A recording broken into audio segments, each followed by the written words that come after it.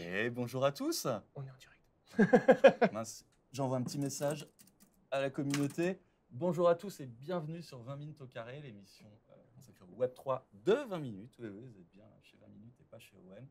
Ça se voit au compteur. Hein. Vous voyez, on est un peu moins nombreux que chez toi, Owen. Mais on est ravis de t'accueillir. On est ravis de t'accueillir tous ensemble avec Thibaut qui réalise l'émission ce soir et Romain qui va prendre toutes vos questions. Romain, que vous connaissez si vous connaissez la communauté 20 minutes. Je pense qu'il va y avoir des nouveaux ce soir, donc pensez à vous abonner. Tous les mardis soirs sur 20 minutes au carré, l'émission Twitch de 20 minutes, on invite un acteur de l'écosystème Web3. Et là, ce soir, on a le boss, le king, Owen. Écoute, Owen un plaisir. Simonin. Je pense qu'on va avoir l'écosystème Web3 un peu secoué là, avec la news qu'on a eu 2 minutes avant. Alors c'est pour ça, on est un peu tremblant parce qu'il s'est passé plein de trucs entre le moment où on a Et mis puis on le sait même micro. pas si c'est vrai. Enfin, moi j'ai vu 1, 2, 3, 5, 7 messages, confirmation. J'ai eu le temps de tweeter. Mais il semblerait que ce soit vrai. Mais ouais, si CZ a quitté son poste et que Binance On a plus de plaide PDG. coupable et paye une amende de 4 milliards comme ça au passage, ouais, je pense que ça va secouer un petit peu notre monde. Alors j'aimerais vous dire qu'on va faire une émission spéciale sur le sujet, mais c'est pas vrai. On Pas va vrai faire du ça tout. d'abord parce qu'on a préparé un conducteur. Voilà, c'est une émission bien préparée.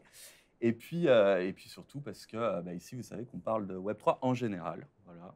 Il y a plein d'autres canaux où vous pouvez obtenir des infos pour investir correctement votre argent, pour ne pas vous faire avoir par des biais. Hein. J'ai vu ta dernière vidéo avec Tout à Fabien fait. Licard, qu'on salue aussi. Et, allez la voir si vous n'avez pas vu la dernière vidéo de One. Elle est super. Ici, on va parler de la niche Web3. Ça te parle un peu ? Oui, de plus en plus. Et puis elle grossit, hein, en espérant que ce soit plus une niche très longtemps. Je vais te demander un petit exercice un peu compliqué, mais je sais que tu es un expert. Je vais te demander de résumer en 2 minutes qui tu es. Et puis, ça nous permettra, parce que Bien tu as sûr. plein de casquettes, de dérouler un petit peu cette émission. Je m'appelle Owen Simonin. J'ai commencé à vulgariser la blockchain, les crypto-monnaies et tout ce qui en découle, parce que c'est dans ce fameux découle qu'on a le Web3 et tout le reste qui arrive, en 2016, alors que j'étais encore étudiant. Très très vite, j'arrivais plus à dormir et je me suis dit, bon ben ok, j'arrête tout, je pars dans les cryptos. De fil en aiguille, j'ai non seulement réalisé mes propres profits, parce que j'y suis arrivé très tôt, mais ensuite je me suis dit, j'aimerais moi aussi essayer de créer de la valeur, créer des solutions, créer des entreprises, essayer des choses. Et j'ai commencé à entreprendre avec un petit groupe de personnes. Et aujourd'hui, notre groupe de société compte un peu plus de 120 personnes en full-time qui se lèvent le matin pour des projets plus ou moins tech et plus ou moins proches de la blockchain et des crypto-monnaies. Quand tu dis ta société, c'est Meria ou il y a plusieurs boîtes Il y a Meria, qui est une société d'investissement crypto. Il y a Descoin, qui est un broker, donc qui va faire du change crypto, euro, crypto. Et il y a également Vivoca, qui est une société qui, elle, bosse dans la reconnaissance vocale et qui a des liens plutôt éloignés avec la crypto pour le moment. Ok, pour le moment. On n'a pas encore le lien blockchain. Toi, j'imagine que en dehors de ce rôle d'entrepreneur, tu es aussi un influenceur très connu avec énormément de gens qui te suivent sur différents canaux. J'imagine que tout le monde vient de te pitcher un petit peu son projet quand il se lance dans cet univers. Totalement, et des fois même des gens qui me contactent pour des trucs où je ne suis pas du tout qualifié pour leur répondre. Ouais. Tu en reçois combien à peu près des projets par semaine, j'imagine? C'est pas simple à quantifier, mais... Je pourrais quantifier les projets sérieux qu'on reçoit. Après, il y a des trucs où on spam, où on voit des noms, où on voit les messages, on les ouvre même pas. Parce que tu vois un petit peu les gens qui viennent. Enfin, tu as eu la phase des NFT, où tu avais des personnes qui n'avaient strictement aucune expertise ni dans l'art, aucune expertise ni dans la tech. Ils prenaient un nom, ils en imprimaient 25 et ils voulaient faire de la promotion. Et comme tu le sais très bien, il suffit d'avoir un bon marketing et tu peux réussir à distribuer à des personnes sans avoir prévu d'avoir de la valeur derrière ou de créer quelque chose. Donc tout le monde voulait de la com et une couverture. Et là, il y avait des moments où je recevais plusieurs milliers par an de projets. Là, ça doit être peut-être, je dirais, une centaine de projets sérieux et peut-être 30 ou 40 projets qualifiés, robustes, avec des moyens et avec une certaine tech, ou on dit même pas tech, parce que une vraie volonté de créer quelque chose derrière le fameux NFT ou l'initiative Web3. Mais ouais, ça doit être ça à peu près, je dirais, en ce moment, peut-être 4 à 10 sérieux par mois, et je dirais une centaine par an de propositions concrètes. Dans ce que tu reçois, tu as le futur Amazon, tu as le futur Google, tu as cette boîte qu'on va utiliser tous les jours et à laquelle on En vrai, je pense pas. J'espère pas. On est quand même au début de ce qu'on peut faire avec la blockchain. On va peut-être avoir des boîtes qui vont se transformer in fine un jour en un Amazon ou quoi, mais là, maintenant, tout de suite, être capable de dire qu'une initiative, ce sera le Google, l'Amazon, le Twitter, Internet, c'est les années 2000, Google, Amazon, Twitter, c'est pas tout de suite, hein.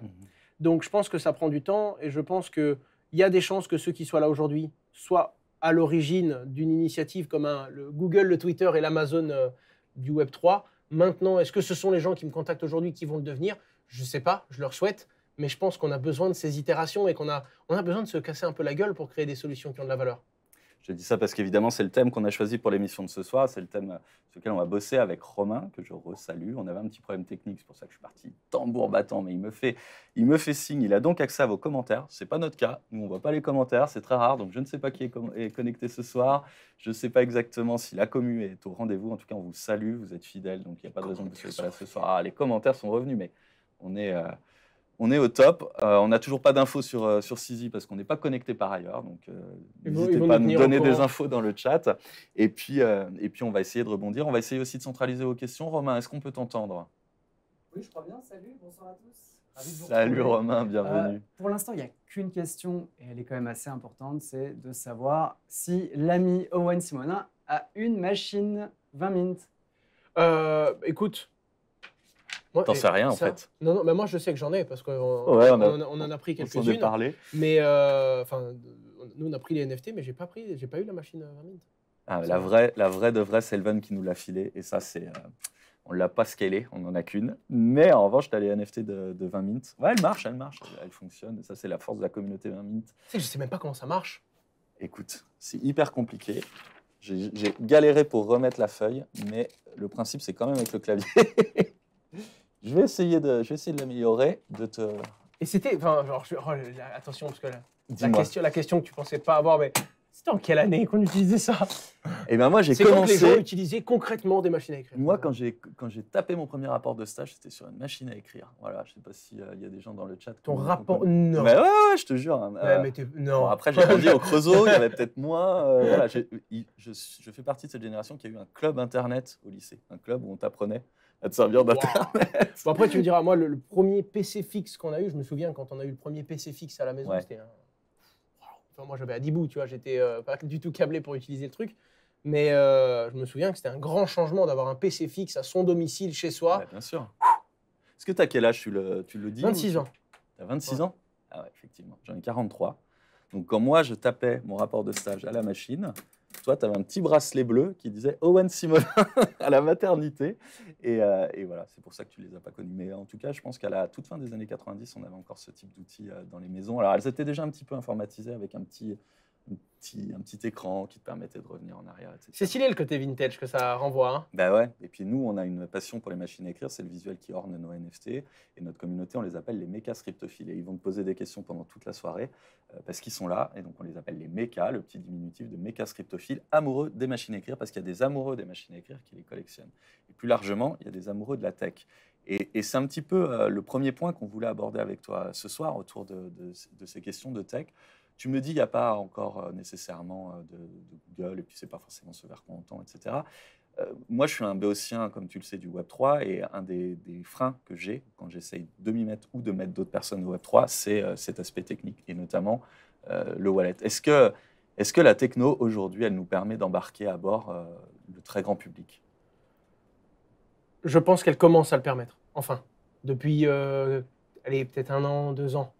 Parce que déjà, ce qui est dur, c'est que les gens voient beaucoup la blockchain comme un outil ou une tech.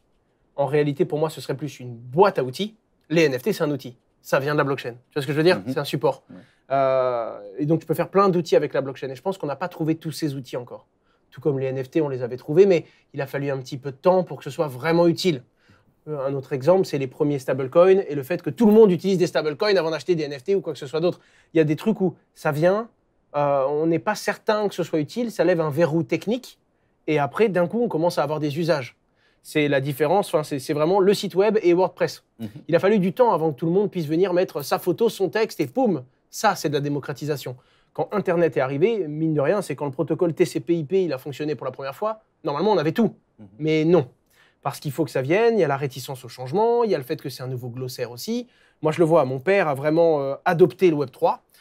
Quand je parle à ma mère de certains sujets, ça ne va pas lui plaire de la même façon, elle ne va pas avoir la même utilité. Et quand j'en parle à mes grands-parents, là, ils disent « niet, terminado ».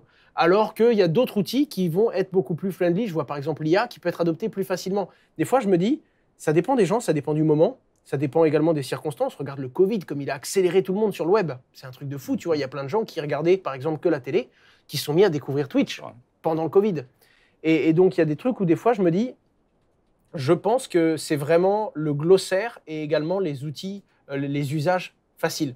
Quand ce sera évident, quand on l'utilisera sans même réfléchir. Mais t'as beau faire un passeport numérique incroyable en NFT, par exemple, tant que le gouvernement ne te dit pas, en fait, tu peux prendre l'avion avec ton NFT. Ton usage, il percute pas. On a reçu pas mal de porteurs de projets autour des billets sous forme de NFT. Ça, c'est des usages qui peuvent se développer, mais je dirais un peu au corps défendant de l'utilisateur. Il n'a pas forcément conscience d'avoir un NFT. Ouais. Il a un billet pour un concert qu'il a envie de voir. Tu penses que c'est une des pistes qui peut être privilégiée, cette espèce d'utilisation sans le savoir? Je pense vraiment que c'est la piste aujourd'hui. D'ailleurs, les plus gros projets qui scalent le plus, ils cachent le côté wallet, clé privée et tout.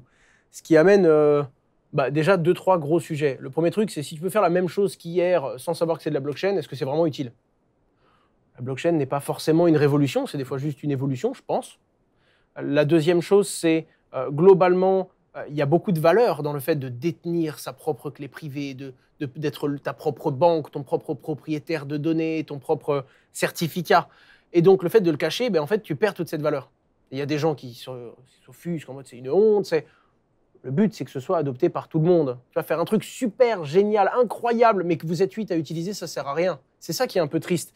Et donc, je le vois moi, ne serait-ce que dans ma démocratisation sur ma chaîne. J'aime beaucoup Bitcoin. J'aime également les autres cryptos, si tu veux, Ether et les autres cryptos. Et dès que je vais sur une nouvelle crypto un peu nouvelle, où naturellement tu prends un risque, le truc peut mourir, le truc essaye d'innover dans un domaine, mais tu n'as pas de certitude, tu vas devoir voir au fil du temps si ça s'adopte, si c'est utile, ou si c'était juste une initiative pourrie qui est morte. Et les gens ne pardonnent pas ça. Comme si, non mais on a déjà Bitcoin, il ne faudrait rien voir d'autre. Puis après tu as Ether, non mais Ether permet ça, pourquoi créer d'autres cryptos? Et si un jour on a une nouvelle crypto-monnaie qui vient et qui apporte un complément, en plus de la proposition de valeur de Bitcoin et d'Ether, tu as des gens qui diront ouais, bon, on a ces trois-là, pourquoi en chercher d'autres? Je sais pas, parce qu'au début, avec Bitcoin, en fait, et après, il y en a quelques autres, et tu vois un peu des groupes qui se font, des avis qui sont différents, et c'est pour ça que je pense qu'il faut vraiment que jeunesse se fasse. Tout comme FTX, c'est horrible, mais ça a rappelé les bases à beaucoup de monde, mine de rien, ça a rappelé les vraies valeurs de la blockchain et à quoi ça sert. Et donc, ça permet de temps en temps, je pense, de simplement créer des réflexions et de prendre le temps de transmettre le pourquoi c'est utile. On aura l'occasion d'en reparler, mais je reste quand même juste sur ce que tu disais à un instant, où il y a quelques minutes, sur les wallets, qui est un point pour moi, un point central dans l'expérience utilisateur. Tu as fait une vidéo il y a très peu de temps sur les wallets, avec une section plein de wallets. Ça nous a permis les uns les autres d'en repasser certains et de découvrir d'ailleurs qu'on avait des cryptos sur tel ou tel wallet oublié. Est-ce que c'est pour moi le nœud du problème aujourd'hui, l'utilisation d'un wallet, que ce soit un wallet physique ou sur une extension de navigateur, c'est quand même pas très intuitif pour quelqu'un qui n'est pas technophile. Tout à fait. Et le problème, c'est que du coup, soit tu caches ce côté compliqué pour que ça devienne intuitif, mais tu vas, entre guillemets, faire de l'abstraction sur la complexité du truc, complexité qui, mine de rien, fait partie de la valeur ajoutée du truc.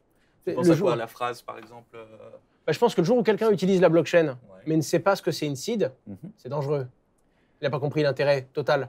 Et donc, d'un côté, j'ai envie de dire, on peut aller encore plus vite, il faudrait tout cacher, il faudrait faire comme si c'était du Web 2. Ouais, mais à ce moment-là, pourquoi on va dans le Web 3? Donc, je pense que c'est de l'éducation. Il faut aller vers le Web 3, il faut simplifier beaucoup de choses. La simplification prend du temps. L'UX, lui, ça va prendre du temps. Et donc, il faut que ce soit développé. Et pour ça, on doit essayer, échouer, recommencer. L'être humain fait comme ça. C'est de l'incrémentation empirique. Et donc, ça, c'est du temps. Et ensuite, prendre le temps d'expliquer. Il ne faut pas qu'on aille tout de suite sur le Web 3 instantanément, parce que les gens doivent, du coup, te poser la question. Mais c'est quoi la différence avec le Web 2? Celui qui se pose cette question-là, il va avoir la bonne réponse et il va pouvoir aller dans le Web 3.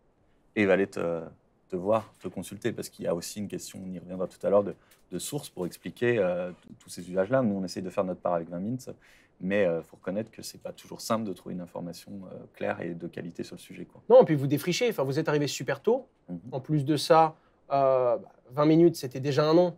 C'est beaucoup plus facile pour quelqu'un qui n'a rien à perdre d'arriver n'importe comment, de foncer. Les grands noms, les grandes boîtes et même les grands groupes qui n'ont rien à voir avec des médias, en fait, c'est pas le même risque que tu prends. Tu prends une initiative où si tu te rates, c'est du temps homme, c'est de la responsabilité, c'est de la ressource. Tu tentes un truc. Nous, on le voit, les gros groupes qui viennent bosser avec la H Consulting sur de la communication, c'est pas du comment est-ce qu'on peut vendre, comment est-ce que ça peut marcher, comment est-ce que c'est OK. Il faut pas qu'on se rate. quels sont les codes de votre écosystème, qu'est-ce qu'on peut faire comme plus-value avec ce Web3. Et rares sont ceux qui, quand on leur explique réellement les risques, disent « Ok, ben on va tenter le coup. On va défricher, parce qu'en fait, c'est exactement ce que tu fais. Tu auras peut-être d'autres médias qui vont juste attendre, qui vont vous regarder vous, qui vont voir vos échecs, vos succès, prendre un succès que vous avez et tirer le truc. Alors que venir là, maintenant, aussitôt, c'est OK, on va, à notre échelle, nous, on y croit, on va gratter un petit peu, on va nous-mêmes faire des essais, et donc on va nous-mêmes faire des erreurs pour essayer de construire ce qui sera demain le Web3. Mais c'est prendre plus de risques que les autres aussi, quoi. On a de la chance de quand même pas être les seuls. Ça me donne l'occasion de saluer les amis de Cryptos qui lancent un financement via NFT là, pour l'excellente version papier de leur offre et qu'on salue. Bravo à vous et longue vie à ce projet. Romain, je salue Cryptos, mais on va surtout saluer la communauté. Petite moue de Romain, ça parle pas beaucoup sur le chat. Si, ça interagit beaucoup, mais il s'avère que les qualités de vulgarisateur d'Owen sont pas prouvées encore. Hein. Donc, toutes les questions qui se posaient, il y a répondu. Donc, Ah là là, c'est un métier. Pas trop de choses à monter, mais globalement, les gens saluent la qualité d'Owen dans le propos. C'est ultra fluide. Alors, je peux poser une question. Vas-y, pose-leur des Est-ce qu'il y a des menteurs ici ou pas? Et je parle pas du tout des menteurs sur les questions qui sont posées dans le chat, je parle des menteurs, les vrais. Il y a un menteur déjà dans la salle. Ceux qui se reconnaîtront, est-ce qu'il y en a? Ah, c'est une histoire de fou, mais les gens qui... Oui. Willinir, je l'ai vu. Il y a Tess. Ouais, il y a un petit peu de monde. C'est quoi ces menteurs? Alors, c'est une très longue histoire. C'est les gens qui viennent le dimanche me voir sur Twitch. Eux, quand tu vas en bear market le dimanche soir à 20h30, regarder 2 heures de live sur l'actualité crypto, c'est que t'aimes ça. On est sur la ligne de défense du groupe, tu vois ce que je veux dire ou pas? C'est les vrais de vrais.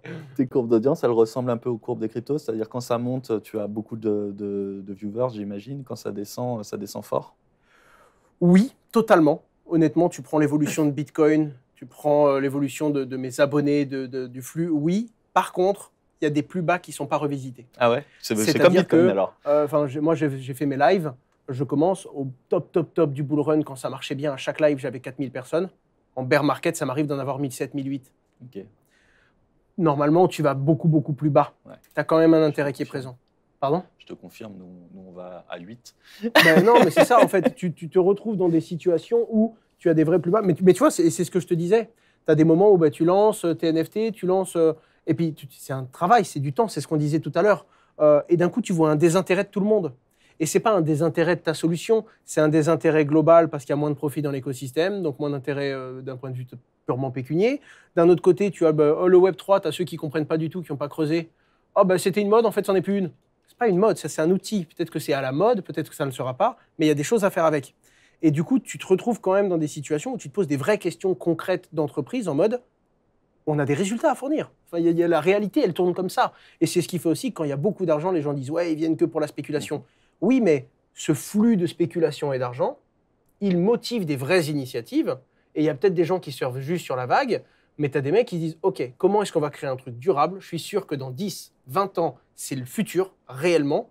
Qu'est-ce qu'on construit maintenant? Et là, tu prends des risques. Parce que là, tu améliores des choses. Est-ce que ça va être game changer? Et tu vois, on en revient sur la petite image du passeport. Tu as des trucs où, si ce n'est pas le gouvernement qui lui donne de la valeur à ton NFT et passeport, ça ne sert à rien. Par contre, qu'est-ce qui te dit que tu n'as pas un Airbnb qui un jour va arriver, te faire une serrure bien sécurisée avec un NFT et qui, du coup, au lieu d'aller chercher sur un arbre avec un mot de passe pour que ça ouvre une cage et que tu récupères ta clé et être sûr que tu rentres ta clé le lendemain, qu'est-ce qui fait que tu n'aurais pas ton NFT? Tu viens, tu te connectes et puis le propriétaire du Airbnb, il a donné un accès à ta clé pendant 24 heures.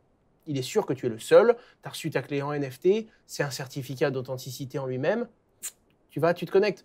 Et je suis sûr qu'on va avoir des mastodontes comme ça qui vont faire des usages, et on commence à en avoir. Mais ça vient des grands noms qui prennent ce risque et qui mettent le pied dans le petit bassin, quoi. Et toi, tu n'as pas envie de les monter, ces boîtes-là, ou en tout cas d'être partie prenante Globalement, monter une licorne comme Airbnb, ouais, je suis chaud. Je suis chaud. Après... j'essayerais d'en montrer 4-5 en même temps. Non. Je te dis ça parce qu'Éric l'archevêque, qu'on a reçu il n'y a pas si longtemps, nous disait moi, en fait, je suis déjà tellement exposé aux risques dans mon portefeuille, etc., que non, quand je vais investir dans une boîte, je n'investis pas dans une boîte Web3 ou je ne remonte pas une boîte Web3 pour diversifier parce que c'est une gestion et je sais que tu gères bien ton portefeuille. Non, et puis, lui, c'est un gros investisseur aussi. Après, moi, j'investis là-dedans parce que ça m'excite. J'ai vraiment fait des investissements où je rentre dedans. En fait, c'est ça. Soit j'investis de l'argent et c'est pour en gagner. J'investis jamais pour en perdre de toute façon. Soit je vais gagner quelque chose quand même. Même si je me dis, OK, je suis pas sûr que ça passe, ça va m'amuser. Ça va. Les quelques diversifications que j'ai faites, c'est dans des directions comme ça. Donc moi, je pense que si j'investissais un jour, oui, je diversifierais dans d'autres domaines, mais j'essayerai toujours de mettre une bille dans la poche du mec qui peut la faire, cette licorne. Après, je sais pas si je suis l'entrepreneur qui a les épaules pour faire une boîte qui pèse des milliards, parce que je le vois, et puis surtout peut-être pas dans les mêmes, la même nature que les boîtes qu'on a déjà faites aujourd'hui, parce que tu sais, c'est la responsabilité financière, c'est dur. Et puis j'ai vraiment connu tu parles d'un truc, ça monte, t'es un génie, t'es un héros, on n'a jamais vu ça, ça baisse, t'es un voleur, t'as pas honte, et tu peux rien faire contre ça. C'est de l'argent, c'est de la psychologie humaine et financière. Et puis, quelle que soit l'initiative, quel que soit le message que tu as voulu montrer derrière, quelle que soit la responsabilité que tu as réellement, que tu aies fait une erreur ou que tu aies fait une faute, ça monte, waouh, ça baisse, t'as pas honte. Tu as connu des galères. Mais bien sûr, on en a eu plein. Moi, j'ai eu l'occasion, je crois qu'on est né le même jour, non? T'es né un 10 mai, non? T'es né le 10 mai? Ouais. Ah bah t'es né dans le DPEG toi aussi. C'est incroyable, t'as vu ce que ça fait un peu? Le jour de la... C'est terrible. Pour ceux qui ne s'en rappellent pas, le crash UST Luna, c'est la nuit du 10 au 11 mai, non? Ah ouais, là. C'est une date dont on se souvient si on a des positions sur UST ou sur Luna, et j'imagine encore plus quand on est entrepreneur. Totalement. Toi, ça a été un moment un peu difficile, j'imagine. Perso, pro, tout. Au niveau pression, au niveau difficulté, c'est également là que je me suis découvert des forces que je ne pensais pas avoir non plus. Hein. Parce que non, c'était littéralement la période la plus délicate de ma vie à manager. Et alors, avec du recul, hein, évidemment, parce que c'est toujours des moments c'est très dur, c'est excitant de se retrouver dans ce degré de pression. Parce que je n'avais jamais été au pied du mur comme ça. Là, tu découvres évidemment des trucs sur tout plein de choses, même avec certains médias, certaines relations que j'ai bien établies avec certains médias. J'ai vraiment vécu des trucs où tu te dis, OK, le monde, tout peut changer très vite. Et ce qui est frustrant, c'est de se dire, entre hier et aujourd'hui, je n'ai rien fait de plus que d'habitude. Je n'ai rien changé. J'ai toujours eu le même discours, la même approche sur les risques. Mais du jour au lendemain, un facteur externe a changé. Et aujourd'hui, ce que je fais, c'est pas bien. C'est un truc de fou. Et tu dois manager ça. Et du coup, il y avait le côté personnel où j'étais particulièrement affecté. Parce que moi, j'y croyais Enfin, pas trop Luna, je connaissais pas parce que j'y croyais pas, mais je connaissais pas. Mais j'avais de l'UST. Et comme ça payait bien, il y avait des bons rendements, j'en avais mis un petit peu. Et dans ma diversification personnelle, j'y croyais, j'en avais mis. À côté de ça, j'étais moi-même un gros utilisateur d'un de mes produits où il y en avait, donc qui était affecté. Et surtout, priorité, c'est le traitement d'équité des clients. Donc j'étais focus sur ma boîte. Et l'une de mes boîtes, du coup, à l'époque Just Mining, avait du coup un produit sur lequel des gens étaient affectés. Donc j'étais dans un truc où, que ce soit personnellement sur nos équipes en tant qu'entrepreneur, que ce soit en tant qu'investisseur sur mes fonds perso, ou que ce soit sur là, maintenant, tout de suite, pendant 3 jours, tu ne vas pas dormir. Du tout. Et il va falloir être percutant et très vite prendre des décisions, sachant que chaque décision que tu vas prendre dans ce moment-là va avoir encore plus d'impact et te sera encore plus reproché. Donc c'est fatigue, pression, maintenant, tout de suite. Et puis là, il faut prendre les bonnes décisions. Tu communiques pas. Tu sais que tu as beaucoup de boîtes qui ont été affectées. Mais normalement, l'éthique veut de communiquer tout de suite, clairement, parce que tu te veux être une institution régulée, donc il faut faire ça proprement. Qui parle en premier? Tu vas pas, tu dis, c'est très dur. Et là, tu prends des décisions sur un court laps de temps. Je ne vais pas dire du tout que c'est incroyable à vivre, parce que c'est horrible à vivre, mais je comprends que c'est des choses qui, dans des urgences financières, font que tu dois le faire rapidement, et c'est un exercice qui est formateur. Ouais, j'ai pris 4 ans cette nuit-là, tu vois. C'est vrai. Et tu n'as pas eu envie d'arrêter, du coup, d'entreprendre ou de te dire, je vais me concentrer uniquement sur l'influence? J'imagine que tu pourras en vivre et ne vivre que de ça très bien. 20 fois, j'ai eu envie d'arrêter. Ouais, mais sur tout. Il y a plein de trucs. Alors, évidemment, UST, c'est une chose, mais pour te donner un exemple, les process étaient bien rodés. Sur 4000 clients affectés, on a pris en fonds propres, alors que c'est au-delà de nos engagements contractuels, la perte de plus de 76% d'entre eux. En plus de ça, on était béton contractuellement, vraiment béton, parce qu'on a toujours été clair sur les risques, on l'a toujours bien mis en avant, et surtout, le fait est que j'étais personnellement très affecté, très touché, donc on y croyait vraiment, c'était une conviction. Et pour terminer, on a même des preuves statistiques sur certaines demandes de clients qui font que un produit où il n'y avait que ça, c'était le produit le plus demandé la veille, et un produit où on en avait en partie, c'était le plus gros reproche qu'on nous ait fait le lendemain. Donc, tu vois, on est vraiment dans une position où, quand on a constaté, on a agi très vite, on a respecté toutes les lois qui nous engageaient et notre régulation. Et on a communiqué instantanément, enfin instantanément non, parce que 24 heures si tu veux, mais on a fait un développement technique, tout le monde sur le pied de guerre, et on a communiqué tout de suite. Donc on a eu une réaction où on était plutôt fiers de la façon dont on a géré, parce que honnêtement, tu avais quand même une moyenne d'âge qui était relativement jeune dans nos entreprises. Tu vois, j'ai 26 ans, donc tu avais des profils qui sont jeunes, et j'ai vu des mecs tenir la barre fort, propre, bien disciplinés, dans un moment où on avait des mecs en interne qui, eux, venaient de grosses boîtes, qui étaient des seniors, qui m'ont dit, honnêtement, dans des grosses structures bancaires, quand ça part en vrille, t'en as, ils lèvent les mains en l'air et ils crient, tu vois. Nous, c'était, on s'est tous mis autour de la table, pour le meilleur et pour le pire, on est dans le pire, maintenant on mange. Tu vois. Et ça, c'était sympa à vivre en tant qu'entrepreneur, et j'avais jamais vécu une pression comme ça avec des gens autour, mais surtout, quand tu fais ce métier, ça t'arrivera encore, et ça t'arrivera encore après, parce que ceux qui veulent que gagner, et ceux qui veulent ne jamais avoir aucun problème, c'est ceux qui ne font rien. Tu ne peux pas rien faire. C'est le principe de la responsabilité financière. Si tu fais des choses, tu vas te péter la gueule des fois, tu n'auras pas le choix. Il n'y a aucun autre monde dans lequel tu gagnes tout le temps, c'est pas vrai. J'ai un peu divagué de l'angle et de la première question qu'on s'est posée, c'est que manque-t-il pour sortir de la niche Web3 ou pour aller vers le mainstream, mais en fait, en discutant de tout ça avec toi, je me rends compte de l'importance du juridique aussi. Alors là, on en a parlé. J'avais plutôt l'impression que tu y voyais aussi des vertus, ça a été un garde-fou, etc. Plus globalement, est-ce qu'on légifère ou est-ce qu'on régule trop ou est-ce qu'on ne régule pas assez autour de ces questions, toujours avec cette idée de qu'est-ce qu'il faudrait pour obtenir une grosse adoption du Web3 ? C'est drôle parce que sur 3 différentes périodes, je t'aurais donné 3 réponses. Ah ouais ? La première, totalement, c'est une honte, la régulation, ils nous enlèvent nos libertés, nous, Owen au début. Tout de suite après, je comprends un peu plus le monde financier de par nos boîtes et tout, et je me dis non mais en fait, sans régulation, c'est le Far West total. Donc au début, c'est vraiment un grand méchant régulateur, et après de l'autre côté, je rencontre des profils qui me font dire non mais attends, mais si on ne les cadre pas, ces gens-là, vu ce qu'ils font quand c'est cadré, tu les cadres pas, ils font n'importe quoi. Et maintenant, je suis sur un entre-deux. Puisqu'en fait, je me suis rendu compte qu'il y a toujours des gens qui ne sont pas contents. Hein. Tu parles que de Bitcoin, pourquoi tu ne parles pas des autres ? Tu parles des autres cryptos, pourquoi tu parles que de Bitcoin ? Tu aimes la régulation, mais tu n'as pas honte. Tu n'en aimes pas, mais tu es un cow-boy. Il n'y a pas de bonne position. Donc, je me suis rendu compte que j'étais à l'aise avec quelque chose. Il faut évidemment mettre un cadre. Parce que si tu ne mets pas de cadre du tout, chacun fait son propre chemin et il y en a qui abusent vraiment. La minorité qui va abuser va faire des choses terriblement graves. Et on peut protéger une grande majorité sans contraindre les libertés du plus grand nombre. Même s'il y a quelques points où il n'y a pas de réponse parfaite. Après, d'un autre côté, il faut accepter le changement. Et le problème, c'est qu'on est de plus en plus, je trouve, dans un monde où tu as de l'immobilisme. Toi, tu ne t'intéresses pas au Web3, alors le monde du Web3, mettez les mêmes règles que pour eux, par exemple. Non.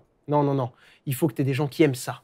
Tu dois avoir des régulateurs qui aiment l'écosystème, qui aiment le potentiel qu'il peut y avoir et qui aiment l'innovation, le développement, la croissance et pouvoir permettre ce genre de choses-là. Et ensuite, quand tu as ces régulateurs-là, ils doivent quand même être sévères, entre guillemets. Pas sévères, je dirais, mais juste, carrés. Parce que, mine de rien, oui, il peut y avoir des abus, surtout quand c'est très jeune. Donc, c'est dur parce que c'est toujours pareil. Quand il y aura un problème, on te dira « vous n'avez pas assez régulé ». Et moi, je me mets dans la peau du coup de l'AMF, par exemple.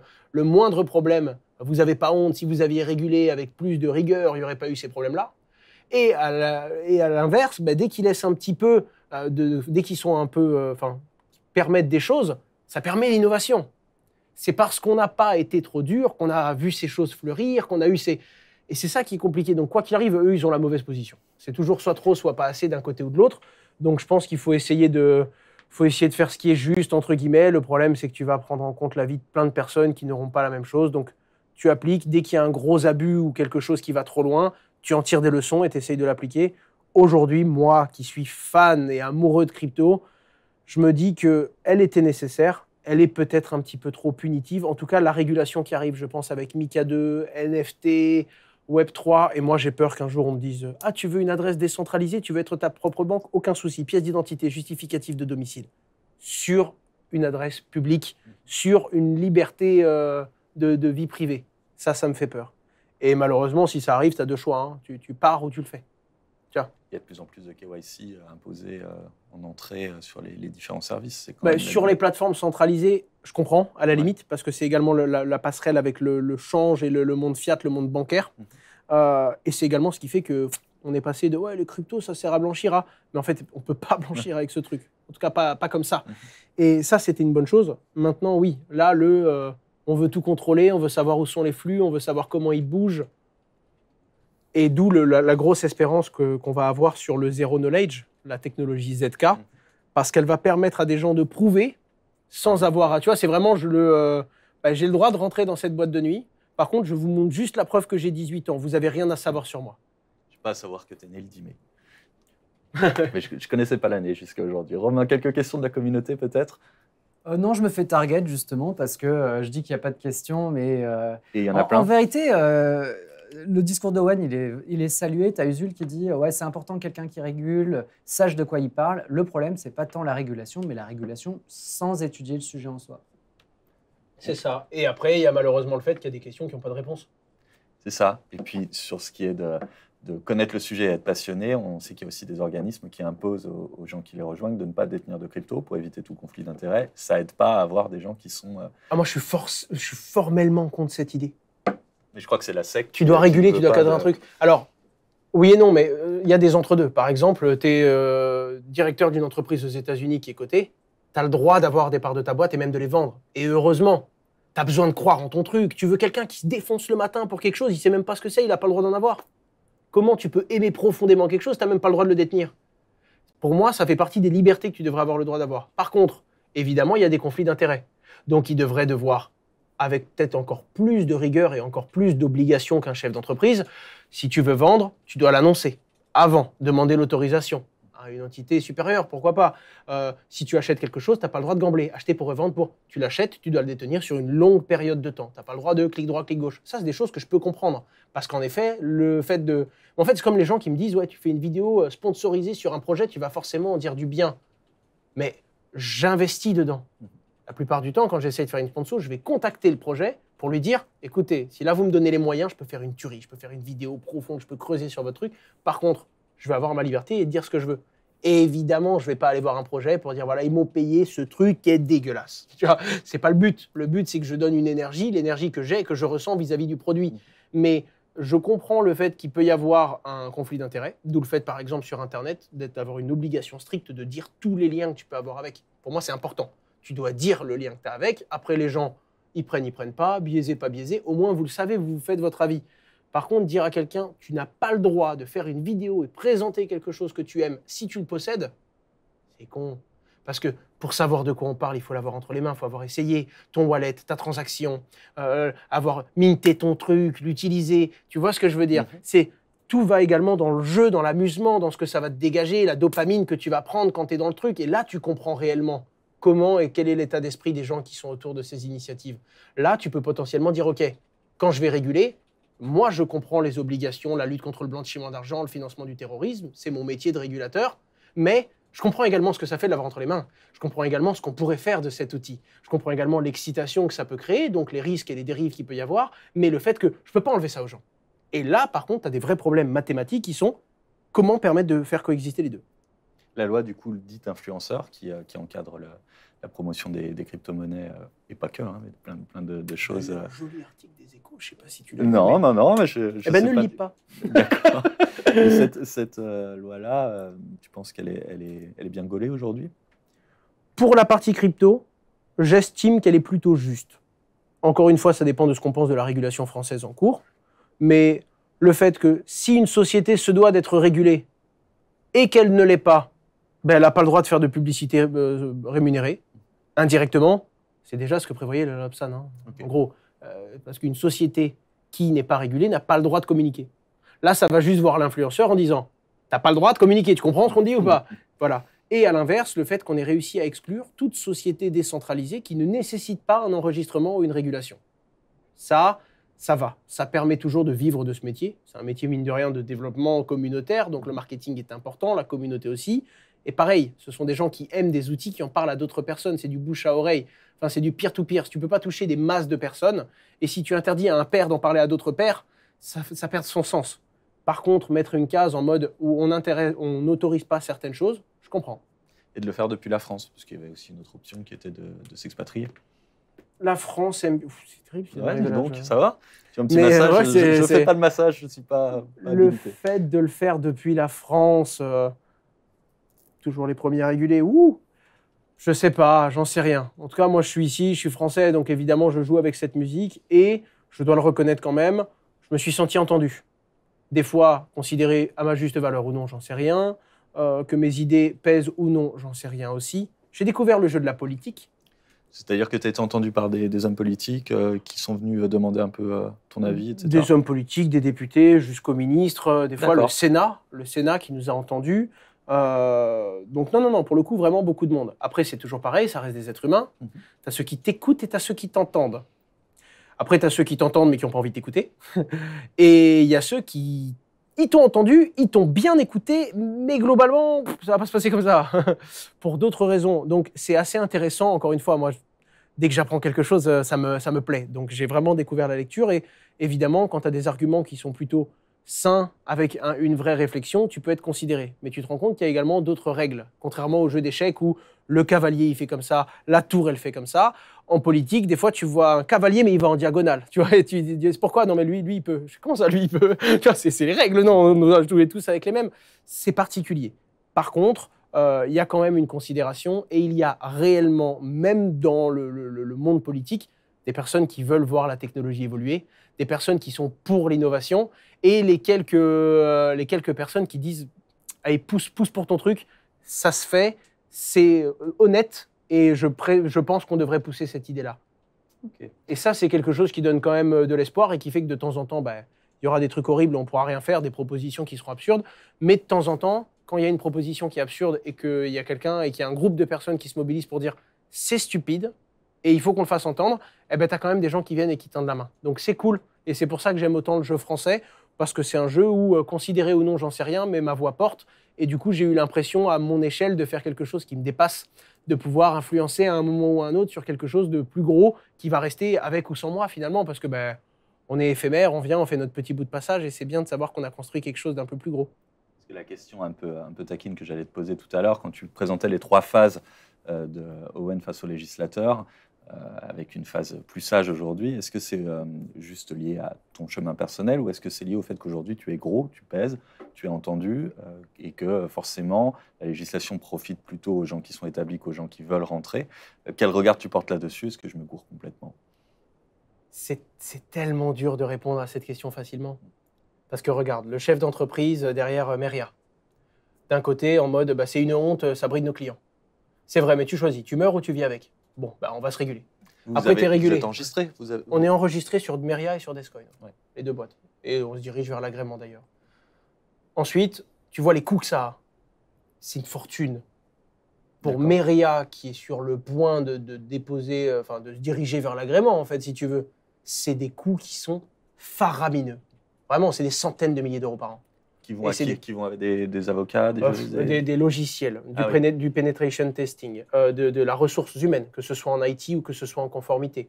Du temps, parce que tous les organes de ton entreprise vont être passés au peigne fin, contrôle continu, contrôle fin. C'est énormément de choses. Donc d'un côté, tu as cette frustration en disant « mais je ne peux pas innover, je ne peux pas créer, parce que je dois mettre la moitié de mon énergie là-dedans pour remplir une case. » Et des cases qui, en plus, je ne suis pas totalement d'accord avec toutes les cases. Et après, d'un autre côté, tu dis « ok ». Mais par contre, tous ceux qui sont dans le même environnement jouent le même jeu. Donc c'est une barrière à l'entrée pour ceux qui ne jouent pas le jeu. Et donc tu dis, ok, donc c'est une nouvelle règle, mais au moins elle est posée. Ça, c'est sympa. Contrairement aux États-Unis où ce qui est autorisé, interdit, ils ne savent pas trop. Tu sais, les pauvres. Après. Coinbase qui se fait taper dessus, c'est le premier élève de la classe, il a toujours fait ses devoirs, il est toujours là à l'heure et tout. Et un jour, il vient, en fait, t'es un criminel. T'es frustré de fou. La France, qu'on aime ou qu'on n'aime pas, je dois avouer qu'ils ont été clairs sur ça. Et c'est quand même, c'est une chance. Et moi, qui déteste plein de choses à plein d'égards et qui le dis souvent, les quelques bons points, il faut être capable de les souligner et d'en être fier aussi, je pense. Mais ça, c'est pour l'entreprise, par exemple. Tu vois. Après, ça va être en perso. En tant qu'utilisateur, moi qui aime la blockchain, la liberté, ma vie privée, je trouve que c'est vraiment, vraiment une privation de cette vie privée. Parce que moi, je n'estime pas être un criminel, d'accord? J'ai pas envie d'acheter des armes sur Internet et de faire des trucs, de totalement me cacher. Par contre, ça regarde personne, la marque de yaourt que j'ai envie d'acheter. J'aime bien pouvoir être ma propre banque. Et là, je trouve vraiment que ça nous prend quelque chose, d'un point de vue utilisateur. D'accord. Sur le non-respect de l'anonymat. Non-respect de l'anonymat. Par contre, quand tu creuses un petit peu, tu te rends compte que les quelques personnes qui veulent vraiment, vraiment pas qu'on puisse les retrouver, c'est quand même rarement pour cacher, protéger un peu leur vie privée et la marque de leur produit. Voilà. Et là, quand tu vois quelques horreurs qui se font, tu dis, ok, je comprends réellement qu'on puisse avoir envie de traquer et d'être sûr que les gens ne fassent pas n'importe quoi. Puis après, tu dézoomes encore plus, tu penses à du Snowden ou quoi, et tu dis, oui, mais les gros organismes qui ont réussi à bien monitorer tout le monde, ils auraient pu juste faire en sorte de la prévention pour pas qu'il y ait de terrorisme. Mais non, à un moment, c'est un outil trop puissant. Et puis, la politique, le gouvernement, tout ça, ça fait qu'à un moment ou à un autre, pour d'autres raisons qui sortent de ce scope-là, eh ben, tu peux les utiliser, ton outil de pression sur le peuple et ton contrôle. Et là, c'est George Orwell qui se retourne dans sa tombe et qui tourne, tu vois. Donc, tu n'as pas de bonne ou de mauvaise réponse sur toutes ces questions et elles sont jamais simples, en fait, à répondre. C'est ce qui fait que quand on dit, bon, alors pour ou contre la régulation, plus j'avance, plus je commence à avoir du recul et de l'expérience dans ce domaine-là, en perso, en pro, plus je dis, franchement, je sais pas, c'est terrible. C'est terrible. Bon, Owen Le Sage a-t-il convaincu la communauté, Romain? Je vois que tu dodelines de la tête. Usul, il voudrait que Owen soit le prof de ses gosses, hein, c'est dit. Un art de la métaphore et de l'image très Je fais apprécié. beaucoup d'images, des fois, je fais des très mauvaises. On a Xcrom et Kalos7 qui demandent, alors peut-être qu'on en reparlera plutôt à la fin de l'émission, si jamais tu peux t'exprimer sur l'impact de la démission de CZ, mais on en parlera peut-être un peu plus tard. Hein. On n'a pas beaucoup tout d'infos, frais, on c'est n'est tout pas frais. connectés, moi, je vous rappelle. Usul qui demande, est-ce que tu recherches toi-même des projets ou tu regardes plutôt ce qu'on te propose? Parce que j'imagine que pas mal de monde vient taper à ta porte. Bear market, bull run. En bull run, je cherche les pépites. J'attends que... oui, il faut pas que je... En bull run, je cherche les pépites et je dois être franc, c'est quand même rarement dans mes mails qu'elles arrivent. C'est parce que je bosse avec une grosse plateforme d'exchange, qu'à la table, il y a 3-4 grosses structures, ou qu'il y a une boîte du CAC 40 qui nous met dans un cercle d'investisseurs avec beaucoup de personnes qui ont des fortunes. Et à ce moment-là, je vois sur un deal 4-5 gros noms que je connais en mode « ces mecs-là, ils perdent pas ». Donc c'est déjà la team qui Ouais, t'allume des feux verts, on va dire. C'est vrai que la curation, les bons projets et même la curation des news, la curation des projets et la curation des prochaines tendances, ça vient beaucoup d'un truc humain avec du feeling. Okay. Tu vois, c'est vraiment c'est bête, mais un ou deux bonhommes peuvent s'intéresser à un truc. Chez Meria, quand tu as 90 000 clients, quand il y a un truc qui commence à prendre, qui excite les gens, qui les intéresse, les gens ils viennent, ils demandent, ils parlent. Tu connais ça, tu connais ça, tu connais ça, tu l'entends une fois, 2 fois, 3 fois, 4 fois, tu dis, oh, mourir con, qu'est-ce que c'est? Et là, tu creuses. Et là, généralement, c'est déjà trop tard si tu veux ta place dedans. Okay. C'est déjà beaucoup trop tard. Et donc, c'est ça qui est dur parce que les meilleurs morceaux, les meilleurs deals, les meilleurs SAFT, parce que c'est un investissement sur SAFT quand tu achètes un token ou un truc qui n'est même pas encore existant, les meilleurs morceaux, c'est ceux où quand tu arrives en disant « je mets ce que vous voulez dedans », ils disent « ah non, mais toi, t'as cru qu'on allait te faire une place ». C'est ceux-là. C'est ceux-là sur lesquels tu gagnes la plupart du temps. En bear market, c'est tout l'inverse, parce que le ratio réel de la levée de fonds, le ratio de la valeur, un investisseur, il vient, il te donne de l'argent, il prend le risque. C'est pas « et qu'est-ce que tu vas faire pour investir ?» Non, je te donne mon argent, je prends le risque, tu veux quoi d'autre? Eh bien, ça, c'est la réalité du business. Le monde fonctionne comme ça. En bull run, comme tu as une surmédiatisation, tu as une survalorisation, et comme n'importe quelle personne, même sans vraie idée, peut faire de l'argent juste en mode « mais oui, c'est blockchain, c'est crypto, c'est révolutionnaire », eh bien, à ce moment-là, les vrais bons projets, qui en plus ont des fondamentaux, des vrais teams, avec une vraie méthodologie, des process d'entrepreneurs, des gens qui ont créé des choses, qui ont échoué, qui ont recommencé, qui savent créer de la valeur. À ce moment-là, eux, ils sont là en mode « non mais attends, il faut que tu comprennes que si c'était juste pour lever de l'argent, je pourrais mettre mon argent à moi. Hein. » Donc, si on lève, c'est en plus de ton argent, qu'est-ce que tu apportes? Comment tu peux ouvrir? Est-ce que tu peux vraiment faire de l'advisory? Est-ce que tes conseils sont vraiment précieux? Et là, c'est délicat. Là, c'est délicat parce que là, tu as des vraies questions morales qui se posent. Et des fois, tu dois refuser des choses qui sont compliquées. Des fois, tu vois des projets qui ne te plaisent pas trop. Les mecs, ils disent « ok, mais est-ce que tu serais prêt à en parler ?» J'ai déjà passé des deals en mode « écoutez, moi, je peux vous conseiller. Je pense qu'on peut faire mieux. Je peux réellement vous ouvrir des portes. Je peux également vous aider d'un point de vue conformité. » Je parle pas de ça, les gars. Vous faites des trucs, pas... Parce que ça m'excite pas. Ça me plaît pas. Le projet me plaît pas. Tu penses qu'il est lucratif, mais pas nécessairement intéressant pour la communauté? C'est ça, ou des fois pas nécessairement intéressant pour moi. Il y a des super trucs de gaming qui sont ouf. Il y a des projets de gaming qui sont vraiment sympas. Oh là là, qu'est-ce que j'en avais rien à cirer, moi. Ça m'intéressait pas. Ça m'intéressait pas. Et de temps en temps, je vois des projets de gaming qui me plaisent, mais il y a des trucs, ça me parle juste pas moi. Et donc, ouais, je peux en parler à ma communauté, mais si je veux vraiment en dire du bien, il faut que ça m'excite. Et là, alors c'est génial, hein, sûrement pour les gens qui font des, je sais pas, je ne sais quel truc dans les jeux vidéo, je veux pas cibler qui que ce soit. Mais je veux dire, à partir du moment où ça me plaît pas moi, je me vois pas trop de le pousser. Et des fois, j'arrive à trouver un angle en disant, ok, l'initiative en soi, l'utilité finale, j'en sais rien. Par contre, la tech qu'il y a derrière et la façon dont vous avez réglé des problèmes entrepreneuriales, ça me plaît. Donc ça, moi, je peux en parler. Mais du coup, quand les gens, en fait, ils m'imposent un dialogue, je peux pas. Mais c'est cool parce que généralement, les gros profils, les grosses structures qui font vraiment des levées, des diamants, quoi, des triple A, généralement, ils ne viennent pas avec ça. Parce que si c'est vraiment un triple A, il ne te dit pas de dire ça ou de penser ça. Il te dit, voilà, ça, c'est notre produit. Et puis le mec, d'ailleurs, il ne te parle même pas vraiment beaucoup de ton investissement au dû. Il va te parler de son produit, le mec, pendant le truc. univers concurrentiel pour amener ces projets de la sphère des connaisseurs au très grand public, il doit être très restreint. Vous êtes combien à pouvoir porter un projet au très grand monde? Tu peux même pas l'amener au grand public. Alors on va dire à la cible intermédiaire. Vous êtes très peu nombreux à avoir une communauté comme toi. Tu as combien de personnes qui te suivent Sur YouTube, un peu moins de 650 000. Ouais. Au total, à peu près 1 million de followers uniques. Quelque chose comme ça. Et malgré ça, tu as des concurrents. Ils ne sont pas obligés de passer par toi. Ça dépend. En réalité, j'ai même pas de concurrents dans le sens où on est assez proche dans l'écosystème. Okay. Alors proche, plus ou moins. Mine de rien, quand il y a un euro qui va à gauche, il ne va pas à droite. Hein. Et puis le business fait très bien les choses. Hein. Ça reste de la concurrence. Mais on est partenaires. Ça m'est déjà arrivé sur de très très nombreux deals de trouver un truc sympathique et de demander l'avis à d'autres créateurs, de les connecter. Même des créateurs du monde traditionnel. J'allais dire la finance traditionnelle, non, du monde traditionnel de YouTube. Quand j'ai eu des pépins, c'est d'autres créateurs du monde traditionnel qui m'ont dit « Mec, on va t'aider là-dessus. Nous, on peut te cadrer parce que toi, tu as une certaine audience dans le monde de la finance. Là, tu l'as pas. » Donc, en réalité, ils peuvent toujours trouver, et heureusement, parce que ce serait très grave que sans passer par moi, ils ne puissent pas lancer. Par contre, quand ils veulent une certaine portée et quand ils aiment bien mes valeurs, ma façon de faire, il y a des gens qui n'aiment pas. Il y a des gens, ça ne passe pas. Hein. Parle vite, fais mal à la tête. Tu sais, je me fatigue moi-même des fois. Il y a vraiment des gens avec qui ils disent moi, Owen, ça ne me plaît pas, ça ne passe pas. Ou alors des gens qui ont des idées reçues, ou qui ne m'ont jamais connu, ou qui sont arrêtés sur une fois un discours. Parce que, mine de rien, moi j'ai commencé, j'avais 19 ans, j'en ai dit des conneries, et puis des belles, hein, tu vois. Tu as commencé à 19 ans à parler de crypto c'est ça. Devant une caméra. Oui, c'est ça, c'est à 7 ans, 2016. Donc naturellement, je pensais réellement des trucs où des fois je dis maintenant, putain, j'ai dit ça sur YouTube, oh là là. Ça fait partie de la vie, c'est normal.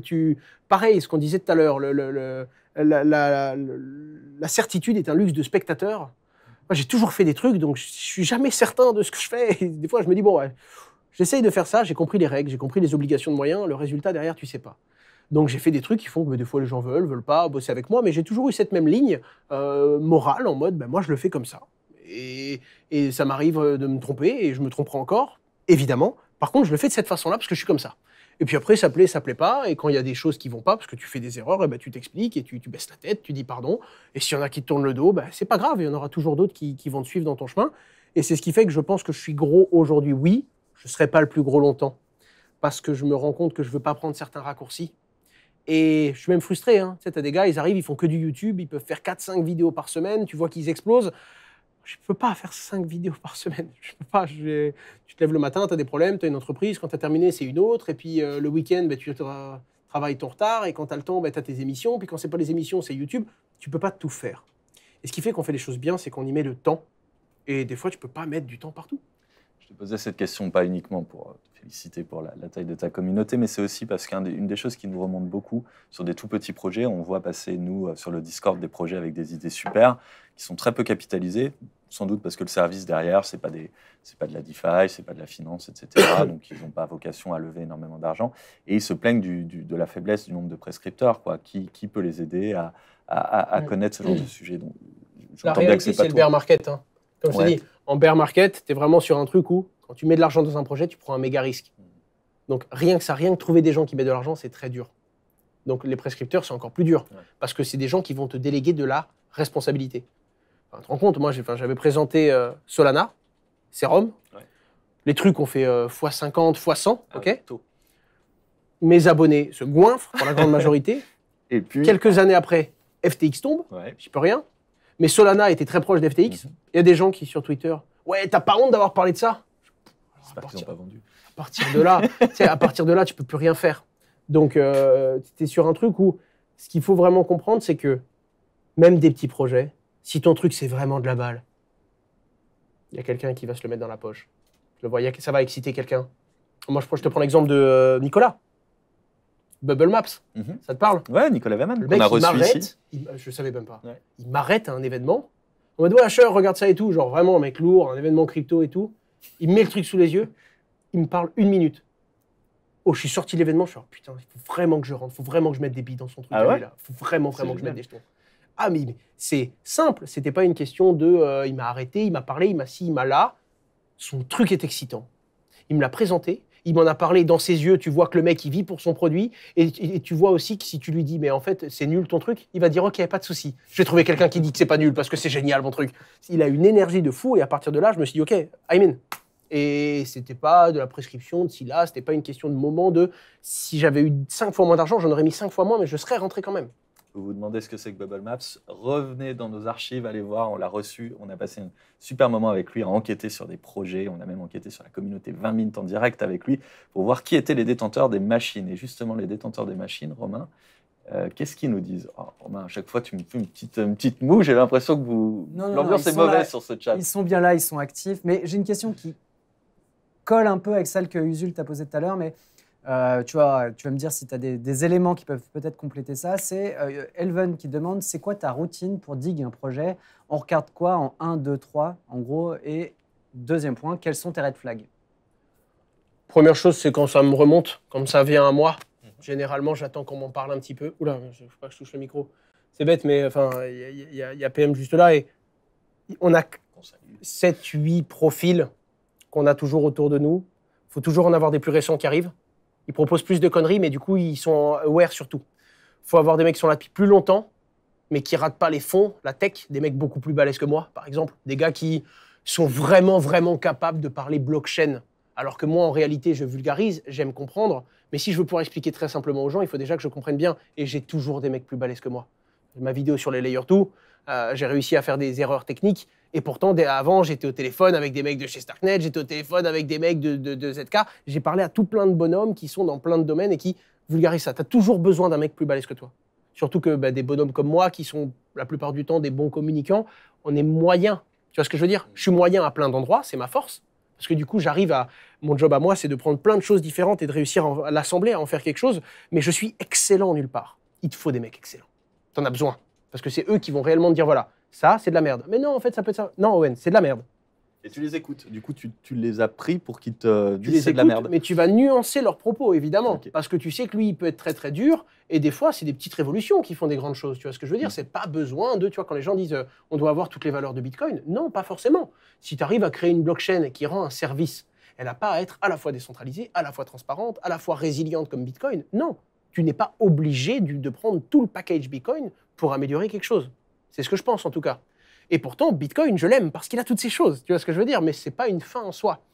Et du coup, il y a ces profils-là.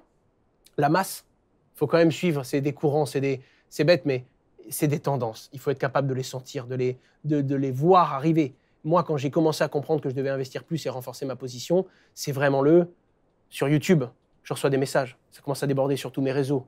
On m'en parle de plus en plus. Je suis invité, je suis beaucoup plus consulté. Je récupère mes pouvoirs de bull run, en fait, comme si j'étais Mario et que j'allais prendre l'étoile qui me rendait invincible, alors que pendant 2 ans et demi de bear market, en fait, t'es qui? Asher, tu fais des vidéos, toi? Ah, ouais, super. Je le connais, ce cycle. Je l'ai déjà vécu.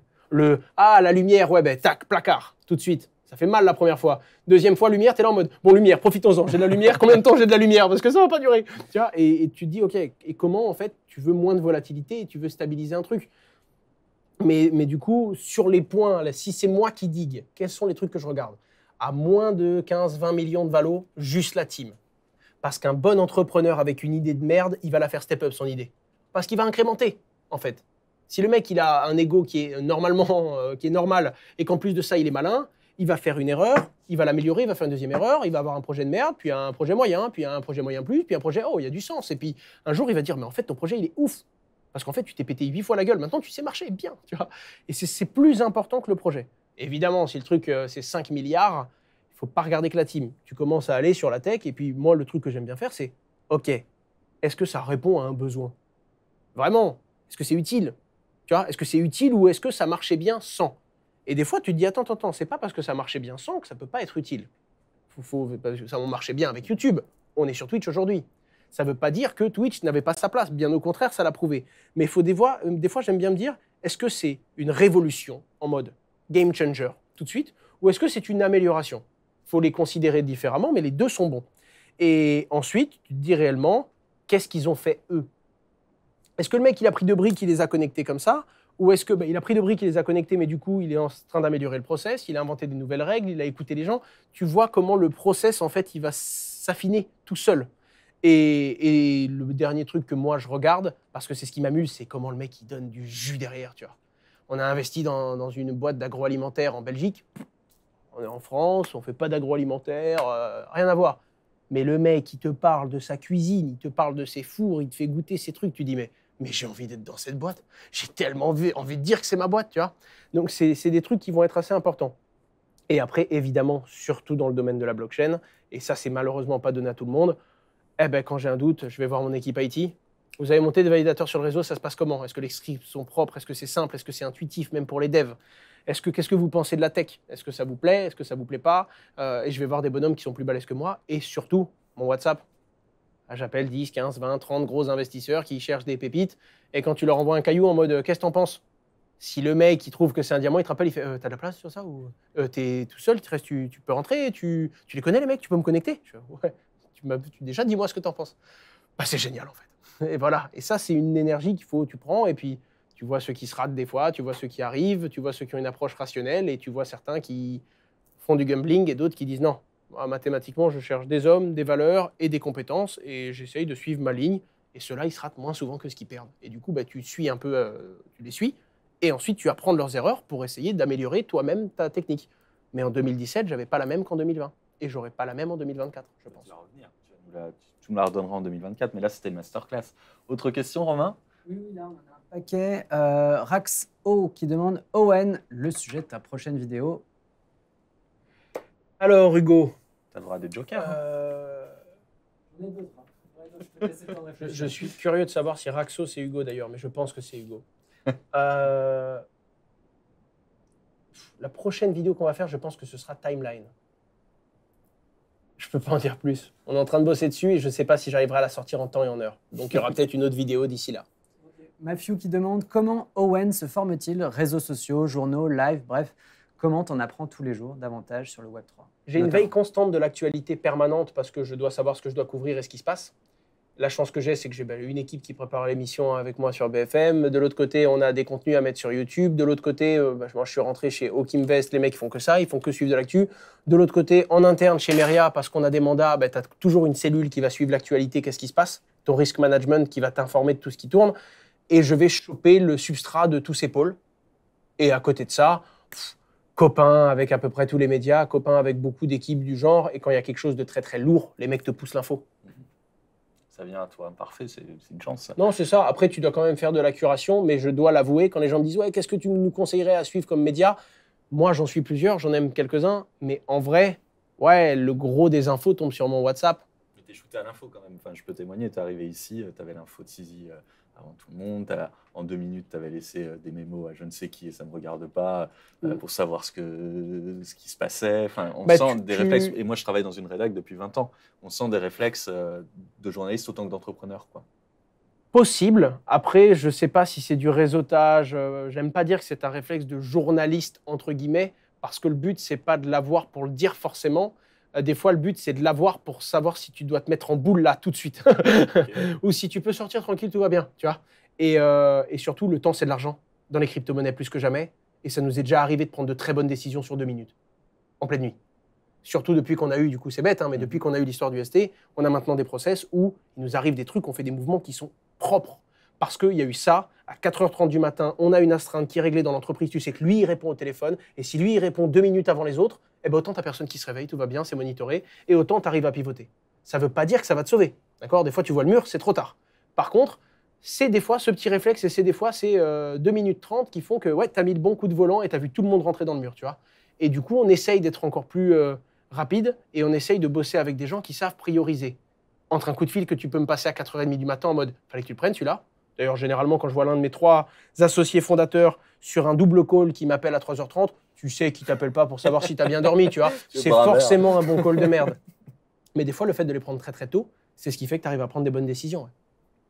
Alors, si vous recevez un jour un mémo d'Owen, sachez que la seule personne avec qui fait ça sur mon WhatsApp, vous ne pouvez pas le régler à 1,5. Tous mes messages vocaux sont réglés à 1,5. Avec toi, c'est inaudible. D'ailleurs, je suis chiant avec mes notes vocales, on est d'accord. T'as vu comme... Non, c'est pas vrai, mais c'est drôle, tout le monde fait ça. Tu vois, tout le monde, ça fait chier tout le monde, mes notes vocales. Et quand je dis je suis chiant, ils font non, ça va. Ouais, c'est chiant. Surtout si tu ne peux pas m'écouter en 1,5. Moi, j'écoute tout le monde en x2. mais écoute-toi, tu verras, c'est compliqué. Je m'écoute en x2, mes En vidéos, x2. quand je les revois, je mets en x2. Tu sais ce que tu as dit. Mais quand tu découvres, c'est pas évident en x2. Ouais, je comprends. Je veux bien te croire. Romain, autre question. Il y a peut-être une petite question qui permet de bien boucler. Tu parles d'astreinte, une vie de vulgarisateur YouTube, une vie d'entrepreneur par ailleurs. Comment tu arrives à avoir une vie perso, nous demande Usul. Si tu y arrives. Non. Non, globalement. Alors, c'est quelque chose qui est très important pour moi. Je le veux dans ma vie. C'est quelque chose qui, évidemment, j'aspire à ça. Et je pense même, maintenant que j'ai vu certaines choses dans l'entrepreneuriat et tout, que c'est pas que ça, le plaisir. La lumière de YouTube, l'argent. Ouais, mais les pires moments que j'ai vécus aussi dans ma vie, c'est parce que j'étais exposé publiquement. Et les moments où j'ai le moins bien dormi et j'ai été le moins heureux, c'est parce que j'avais perdu de l'argent. Donc c'est drôle, mais à chaque fois que j'ai eu un plus haut dans un domaine, c'est ce même domaine qui m'a donné un plus bas. Et je me rends compte d'un truc tout bête, quand t'es gosse, t'as tes parents à table et tu veux vite sortir pour aller jouer sur ta console et tout, et sortir de table. Maintenant, qu'est-ce que je resterais bien 10 minutes de plus à prendre une bière avec mon père, à discuter de tout et de rien, de rigoler de trucs qu'on connaît déjà. Et c'est pas du tout la même chose, mais c'est quand même un méga plaisir. Et on en parlait justement avec mes parents. Et je me rends compte, plus j'avance et plus j'ai vécu des moments très très compliqués comme ça, plus je me dis, il y a des moments très très simples qui me plaisent. Et c'est ce qui fait aussi qu'il y a des moments où, en fait, c'est un temps pour tout. Il ne faut pas être tout le temps dans l'abus, il ne faut pas être tout le temps trop calme, mais il faut être capable d'aller chercher les deux et de ne jamais abuser trop de l'un ou trop de l'autre, parce que c'est le fait de pouvoir changer ce curseur qui fait que tu te sens vivant et que ça peut repartir. Et je pense que tu kiffes pas ta soirée si tu n'as pas eu tes quelques moments tranquilles Netflix dans la semaine. Tu vois, si tu fais que ça ou que l'un ou que l'autre, c'est l'opposé qui va t'attirer parce que ça va te manquer. Maintenant, ma vie privée, oui, j'en ai une. Déjà, j'ai un vrai bon sommeil que je consolide. Parce que le sommeil, pour moi, c'est super important.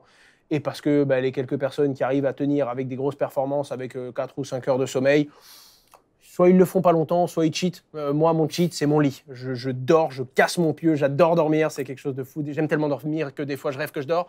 Bref, c'est vraiment quelque chose qui est important pour moi. De moins en moins quand même quand je grandis, mais quand j'ai commencé, je me faisais, mais honnêtement, je me tapais mes 9-10 heures de sommeil quand j'ai commencé. Hein. Maintenant, quand j'arrive à avoir 6-7 heures par nuit, je suis bien. Ah oui, c'est ça, un gros dodo pour toi. Ouais, ok. Non, attention, le samedi, je fais des trucs fous. 7h30. Non, pas du tout. La réalité, c'est que j'essaye de me taper une journée par semaine où je ne mets pas du tout de réveil. Et donc, si mon corps il a besoin d'aller tirer tout seul, c'est lui qui choisit, c'est pas moi. Mais non, j'ai ça. Évidemment, je garde des liens avec très peu d'amis, parce que j'en ai peu. Mais les quelques amis que j'ai, je les chéris quand je bosse pas avec eux déjà. Parce que mes meilleurs potes, notamment mon meilleur ami Laurent Gradiagne, on se voit tout le temps au bureau. Il y a même des moments où on part en vacances, on dit on y va ensemble. Je dis vraiment, on va se voir en plus là, on se voit tout le temps. Mais et surtout, j'ai choisi vraiment les quelques personnes avec qui je restais proche, avec qui je gardais des contacts. Et à côté de ça, vie perso, c'est plus ou moins compliqué, plus ou moins durable. Tu vas chercher des choses qui t'intéressent quand même à un moment. Puis je me dis, tu sais, la vie, c'est aussi une grande claque. Hein. Peut-être qu'un jour, je vais tomber devant quelqu'un et je vais me dire, OK, là, il faut que j'arrête tout. Ou alors, il faut que je commence à planifier le moment où j'arrêterai tout. C'est quelque chose que je veux vraiment dans ma vie, mais concilier les deux, ça peut être un peu compliqué. Et c'est vrai que je priorise mon boulot parce que c'est ce qui me plaît, c'est ce qui m'amuse aujourd'hui, c'est ce que j'ai envie de faire. Et surtout, moi, je me fais des parties renouvelables. C'est-à-dire qu'à chaque fois que je décide d'entreprendre, je me fais 4 ans. Et peut-être que dans 4 ans, je me dis, je me fais 4 ans de plus. Mais je me laisse la porte ouverte. Je n'entreprends pas. Je ne monte pas une marche pour me dire, je vais avoir le droit de monter celle d'après. Je pense que je ne serais pas heureux, même si on m'offrait la vie d'Elon Musk. Déjà, je pense que je n'ai pas le niveau. Et ensuite, je pense qu'il y a des choses où il y a des entrepreneurs, des gens qui sont faits pour aller tout en haut, c'est pas moi. Je pense que si je monte trop haut, la lumière va me brûler. Je pense que si j'ai trop d'argent, je ferai des conneries avec mon argent. Donc je veux jouer, je veux m'apprendre des choses à moi-même, je veux me prouver des choses à moi-même, mais je pense qu'il y a un moment où je laisserai les autres monter, continuer à courir et que j'aurai soit pas le niveau, soit pas l'envie de continuer à galoper. Enfin, je ne monte pas les marches pour avoir le droit, quand je suis en haut, de remonter les marches. Non, c'est pas ma vie, je pense pas. C'est un Owen très sage que je découvre ce soir. Hein. C'est un vrai bonheur. Mais il y avait quand même les moments où je voulais monter tout en haut très vite et les moments où je suis redescendu tout en bas très fort aussi. Donc, mais non, je pense à ça. Parfait. Romain, est-ce qu'il y a une dernière petite question? Parce qu'il faut qu'on rende... Tout le monde est couché par terre avec ta phrase « J'aime tellement dormir que des fois je rêve que je dors » ou « Je casse mon pieu ». Celle-ci, elle est très très bien. Non, tout le monde s'inscrit vraiment dans la continuité de ton propos. Tu as des gens qui confirment qu'ils t'écoutent en x2. Donc, comme quoi, c'est possible. Humainement, c'est possible. Et pas assez agile. Mais c'est vrai que x2, avec le débit que j'ai, ça fait mal à la tête. Chapeau à son entourage perso d'arriver à le suivre, nous dit Usul. Bah ouais, c'est une bonne conclusion, moi, je trouve, de tirer un chapeau à tous ceux qui t'entourent, PM qui t'accompagne ce soir. Il y a ces vieux fous qui viennent le dimanche m'écouter à ce rythme-là, dimanche soir. Ils sont fous. Tu rates jamais un C'est dimanche les au meilleurs. final. Non, j'en rate quelques-uns de temps en temps. Des Ouais. fois, je suis fatigué, je leur mets un petit mot, et puis ils sont toujours... Ouais, ou quand j'ai exceptionnellement, tu vois, là, j'ai mes parents chez moi, le dernier live, j'ai essayé de faire un petit peu plus court pour aller les rejoindre. Je m'offre cette flexibilité, parce que je veux que ce soit toujours un plaisir. Et donc, si je me dis, t'es obligé de faire ton live dimanche, et si tu le fais pas, t'es mort, eh ben, je suis pas une bonne version de moi sur le live, parce que t'as pas envie d'être là. Donc, tu l'as en tête, c'est pas bon. Et à l'inverse, tu prends pas autant de plaisir quand tu le fais, parce que c'est une contrainte, c'est pas toi qui l'as choisi. Mon dimanche, à chaque fois que je le fais, c'est que j'ai envie d'aller voir. Et d'ailleurs, c'est même reproché par certains membres de mes équipes, parce que le dimanche, t'as Owen, comme là, aujourd'hui. C'est un peu moins l'entrepreneur, je sors un petit peu des normes, donc des fois, il y a ma conformité qui m'engueule, ou des trucs qui vont pas. Mais Pourquoi t'as dit ça? je suis aussi ce jeune de 26 balais qui s'amuse, qui a envie d'avoir sa commu, qui a envie de faire ses conneries, qui a envie de les dire.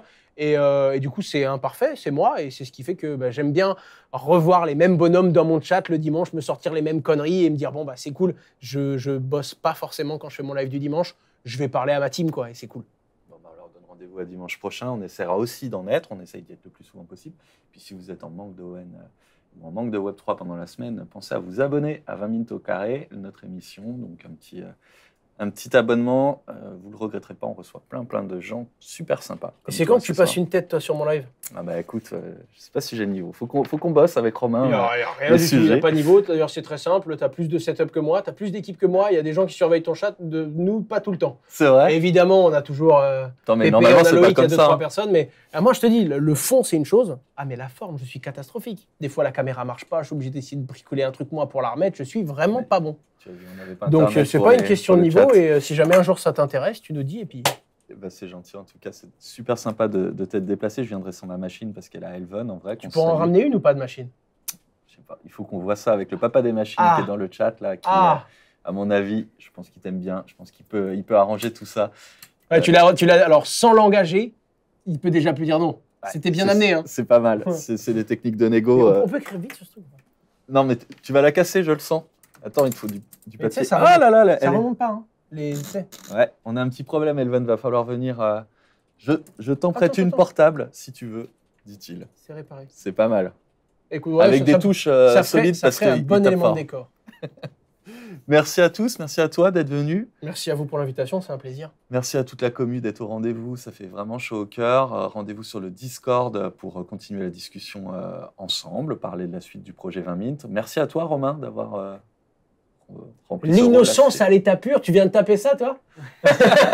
Mais on voit le chat du coup. Hein. Ouais, mais bien sûr. Non, mais c'est que tu n'as pas connu les émissions de 20 Ouais, en minutes, principe, les on n'a pas de grandes son. heures où on avait des bugs de son à foison. Mais Donc, depuis c'est qu'Hélène pour est ça. montée en compétence et que maintenant Thibaut nous a rejoint aussi pour certains lives, on est plutôt pas mal. Et là, en tout cas, ce soir, je pense qu'il n'y avait pas de problème de son ou de réal et qu'on a même récupéré un peu d'Internet. On va rendre l'antenne pour aller voir ce qui se passe du côté de Binance. Je pense qu'on est tous impatients d'en savoir plus. Et puis pour retourner à nos vies, aller boire une bière ou je ne sais quoi avec sa famille, avec ses parents que je salue. Et puis voilà, à très C'est vite. parti. Bonne soirée tout le monde.